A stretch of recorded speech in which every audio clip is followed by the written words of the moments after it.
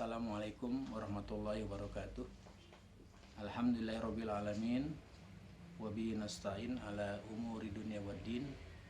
Wassalatu wassalamu ala asrofil anbiya'i wal mursalin wa ala alihi wa sahbihi ajmain, amma ba'du. Kelas 8 yang saya cintai dan saya banggakan, alhamdulillah hari ini kita pertemuan yang kedua. Walaupun pertemuan pertama saya tidak memberikan materi, tapi saya memberikan tugas meringkas atau merangkum tentang Daulah Abbasiyah. Pada kali ini sedikit saya ulas kembali tentang sejarah berdirinya Daulah Abbasiyah atau dinasti Abbasiyah.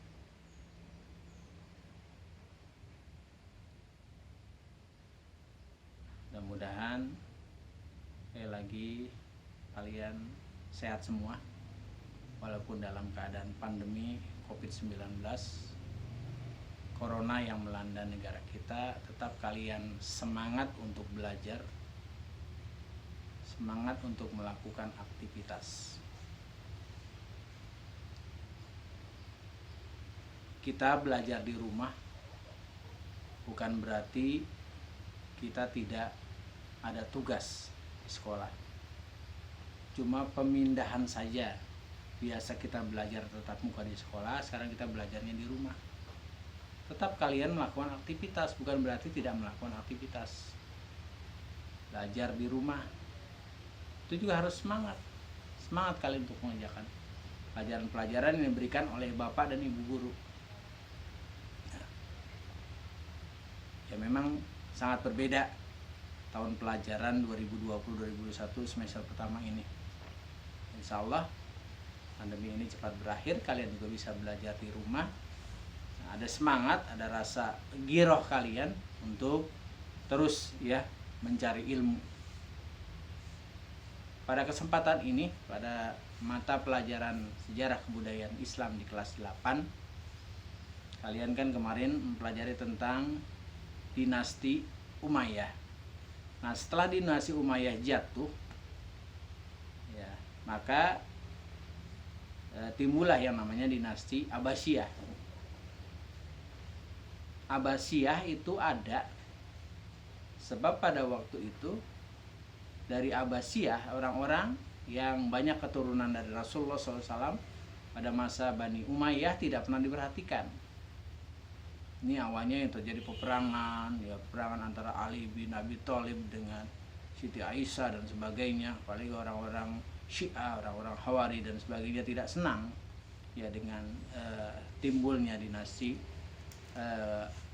Umayyah pada saat itu. Maka latar belakang apa yang menyebabkan Abbasiyah ini ada? Jadi Abbasiyah berasal dari kata Abbas, satu keturunan dan Bani Hasyim yang termasuk paman dari Rasulullah SAW. Ini mendirikan Daulah Abbasiyah. Posisi Bani Hasyim tersingkir pada pemerintahan setelah berakhirnya masa pemerintahan Khulafaur Rasyidin. Pada masa Khulafaur Rasyidin kan Abbas sangat berperan sekali . Tetapi ketika Khulafaur Rasyidin sudah tidak ada untuk Rasyidin, kamu masih ingat mungkin ada Abu Bakar, Umar, Utsman, Ali, itu termasuk pemerintahan Khulafaur Rasyidin. Nah, ketika pemerintahan Khulafaur Rasyidin habis, selesai ketika sampai Ali bin Abi Thalib, maka muncullah yang namanya dinasti Umayyah. Nah, dinasti Umayyah inilah yang menjadikan hal ini dari keturunan Rasulullah SAW banyak yang disingkirkan. Nah, akhirnya pada saat itu kan terjadi pemberontakan di mana-mana, terutama tidak masuknya keluarga Bani Hasyim atau keluarga Rasulullah SAW pada pemerintahan Bani Umayyah. Kemudian pada saat itu setelah jatuh semuanya Bani Umayyah, maka timbullah Daulah Abbasiyah atau dinasti Abbasiyah. Ini kan munculnya akibat keruntuhan dari dinasti Umayyah.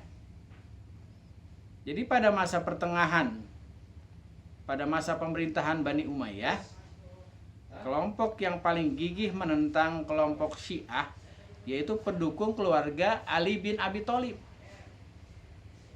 yang telah memisahkan diri karena tidak puas dengan keluarga Ali bin Abi Thalib.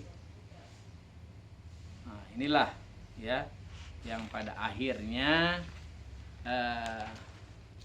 keluarga Bani Abbasiyah ini mulai berjalan ya untuk mendirikan dinasti Abbasiyah.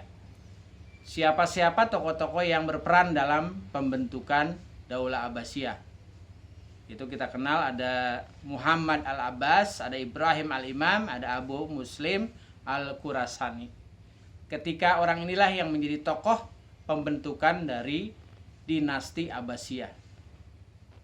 Silsilah Abbasiyah pertama dari keluarga Ali bin Abi Thalib, kemudian dari keluarga Umayyah, dan ketiga dari keluarga Abbas. Ini termasuk tokoh-tokoh yang mendirikan dinasti Abbasiyah. Muhammad Ali, Abdullah bin Muhammad, Abu Muslim Al-Khurasani. Ini pertama-tama kali yang menjadi pemimpin pada dinasti Abbasiyah. Ini kemudian menjadi pendobrak ya bagi dinasti Abbasiyah pada saat itu. Banyak mendirikan pemerintahan yang kuat, kemudian membangun kota-kota menjadi megah dan disegani oleh kelompok-kelompok yang lain. Kemudian juga bisa diakui oleh kerajaan-kerajaan yang lain. Nah, dinasti Abbasiyah inilah yang terus mendukung ya bagaimana dia tetap berdiri tegar di Jazirah Arab pada waktu itu. Bukan hanya di negara-negara Arab saja, ya seperti Persia, Sam, yang sekarang mungkin namanya Irak, Iran, Kuwait, ya sampai menjelajah ke negara-negara Arab pada saat itu, Jazirah Arab pada saat itu. Karena dia kekuasaannya bukan hanya di Arab Saudi, yaitu sampai ke Jazirah Arab, ya tetangga-tetangga Arab Saudi, ya seperti Yaman, Kuwait, Uni Emirat Arab, ya sekarang kita kenal seperti itu. Bahkan sampai ke Afrika, ke Mesir, ya Libya, Aljazair, ya itu juga negara-negara Afrika yang mayoritas penduduknya beragama Islam. Mungkin sampai ke Asia, ya Pakistan, Bangladesh, ya Malaysia, Indonesia, itu juga sudah merambah sampai sana. Cuma memang negaranya belum dikenal pada saat itu. Ya, nanti juga kelas 9 kita akan pelajari tentang masuknya Islam di Indonesia. Itu sekilas saja tentang berdirinya dinasti Abbasiyah. Mudah-mudahan yang kalian rangkum itu ya sesuai lah dengan apa yang saya sudah jelaskan sedikit tentang dinasti Abbasiyah. Mudah-mudahan kalian bisa memahaminya, kalian bisa semangat belajarnya dalam keadaan COVID-19 ya di materi yang kedua ini.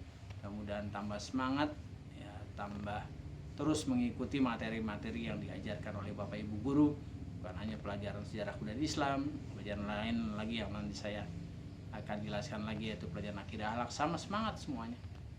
Dan kalian juga menjadi anak-anak yang pintar, anak-anak yang pandai, anak-anak yang terus menekuni pelajaran, karena ilmu itu tidak akan mati. Belajar ilmu itu ya dari mulai buayan sampai liang lahat.